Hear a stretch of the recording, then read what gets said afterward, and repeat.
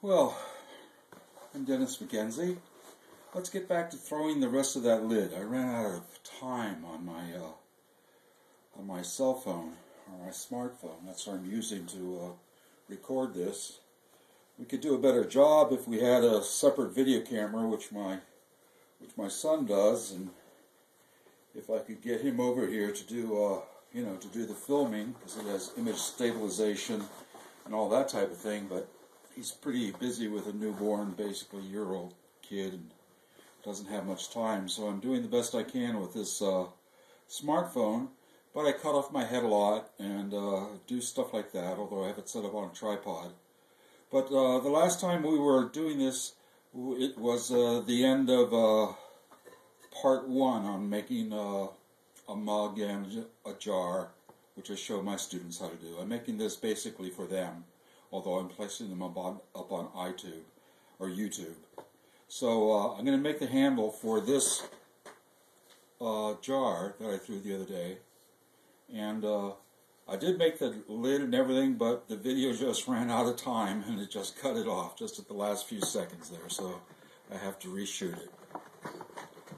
So some people use calipers to use the you can measure, using the calipers and then going back to the thing here.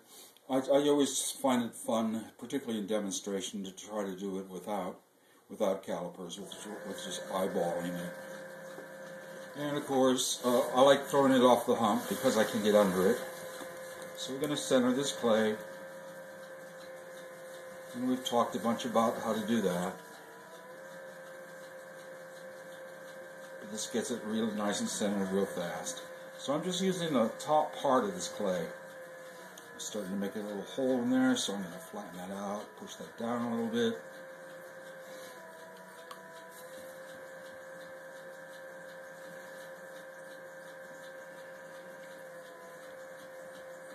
A little bit taller, so it can be a little bit bigger, so I don't make too big of a lid. So what we do here is we make the lid and the knob all in one process by splitting the lip, just like I made a video about a candlestick, how to make a candlestick holder, and this is very much the same type of thing. I'm squeezing underneath this so I can get underneath it. I'm going to open this up just a bit, and before I get too wide, I will make the knob. Now you're using just the pressures here of your fingers. Squeeze it a little bit there and it raises up. Push down on it with your thumbs and push in a bit here with your two fingers, and very gently you're making a knob that you can grab a hold of. They can come in all different kinds of shapes.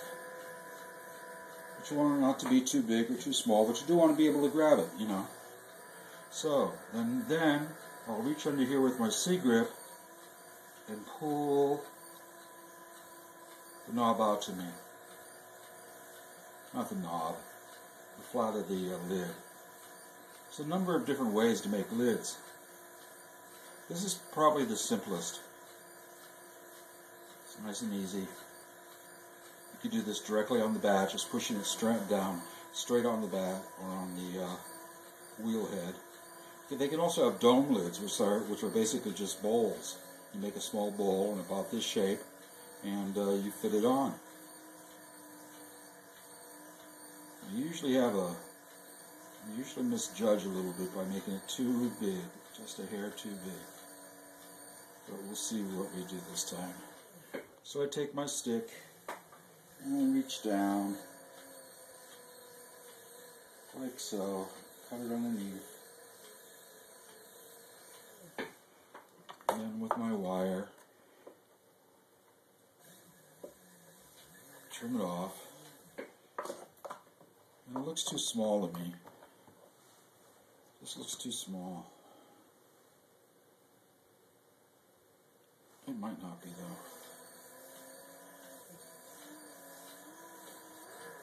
though.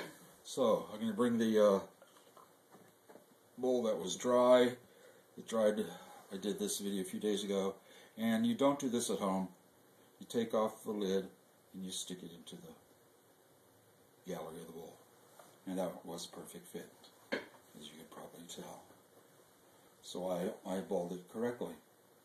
Basically, most of the time, or all the time, because this sticks to the clay and it sticks to the lid and the jar. The lid would stick to it, and you can't get it off, and you break it. So, so place your lid off to one side, and that's basically how you make a lid to fit a bowl.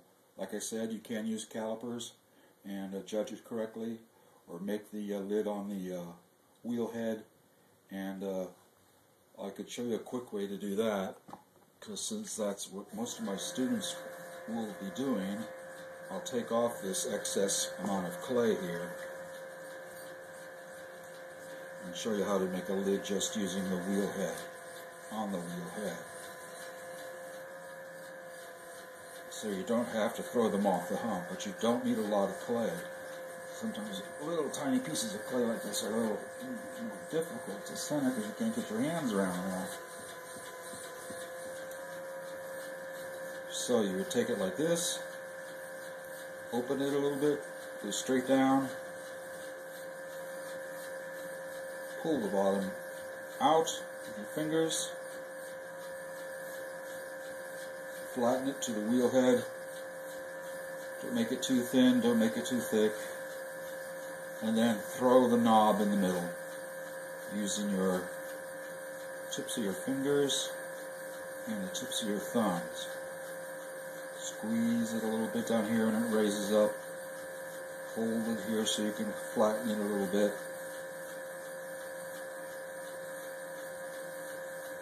And there you have a knob. And then you would use your calipers and adjust it, so you would have to go cut about here like that. And then you take your needle tool, which I don't seem to have one laying around here, but here's one.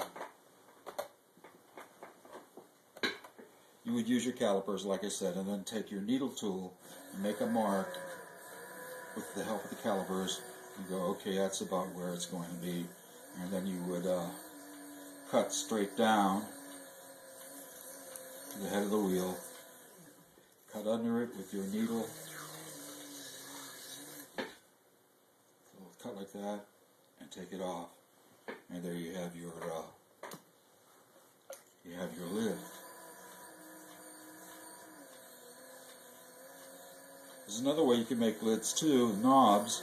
Sometimes, particularly on bigger pots like casseroles and stuff, it gets pretty thick here, you know, from here all the way to the bottom, and many times that causes the lid to blow up in the kiln because the clay is so thick and dense, it doesn't get a good enough chance to dry out. So what I do on larger lids, usually, is I'll make them hollow like this a bit. Open them up in the middle, open them just a little bit, push it open this way with the tips of my finger, a little bit wider, close it up a bit with your tips of your fingers, keep it wet, and using a C-grip, so turn out the lip at the top like this, and you get this kind of a lid. Like I said, I like to use this on casseroles because it makes the distance of the thickness of the lid here a lot thinner and less chance of blowing off the top of your lid, which many times, if particularly making casseroles, if I use a solid lid, many times the top part of the lid will blow apart in the bisque. I've had that happen too many times. So I've gone to sort of using a lid like that. And to take this off the wheel, make an undercut with your stick.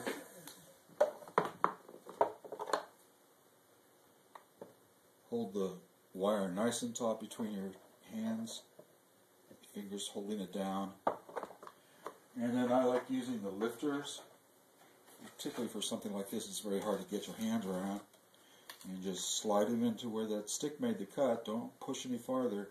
And twist and lift, and take it off camera, and put it on your pot, or on your, not on the pot, on a small piece of wood.